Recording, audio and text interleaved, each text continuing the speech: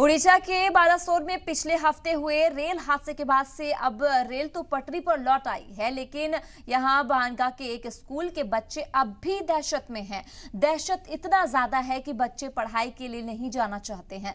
दरअसल हादसे में मारे गए मुसाफिरों की लाशों को बच्चों ने देखा, जिसके बाद से इस तरह से यहां मुर्दा घर बन गया है।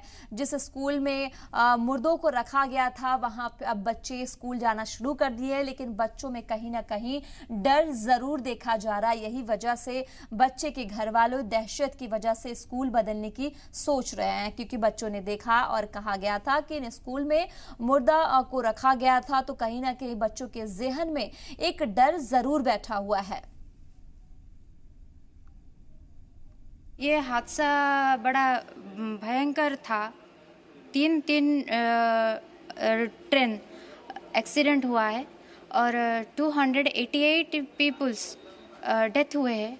और ये जो स्कूल नेशनल के पास है, तो यहाँ के सारे डेड बॉडी और 200 एम्बुलेंस में यहाँ पे लेकर आए थे। तो ये हॉल में सारे हॉल नहीं, 6 क्लासरूम्स फुल ऑफ बॉडीज़। तो द साइकोलॉजी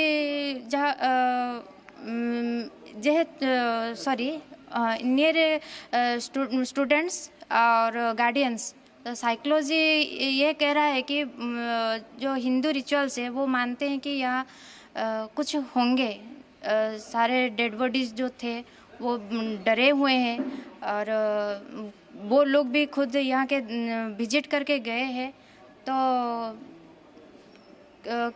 सम स्टूडेंट्स नहीं चाह रहे हैं यहाँ आने के लिए, उनको डराव लगता है। और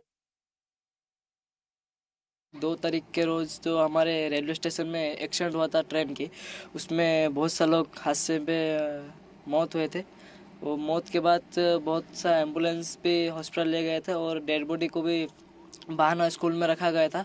उसका वजह से बहाना स्कूल तो कुछ ब्लड फ्लोट लगा होगा, इसलिए बहुत सा छोटे बच्चे जो कि डर रहे हैं जाने। और हम भी तो दिल में कुछ तो घबराहट है, क्योंकि देखे हैं कितना किसका हाथ नहीं है, किसका पैर नहीं है, ऐसे कुछ देखे हैं, इसलिए बहुत सा बच्चे भी डर रहे हैं जाने।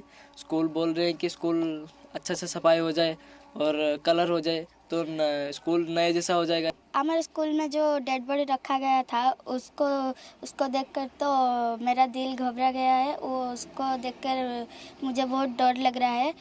मैं सबसे पहले बताऊंगी, स्कूल को पहले साफ और पूजा पाठ कर लेना चाहिए, वरना मेरे छोटे छोटे बहन और भाई बहुत डरेंगे।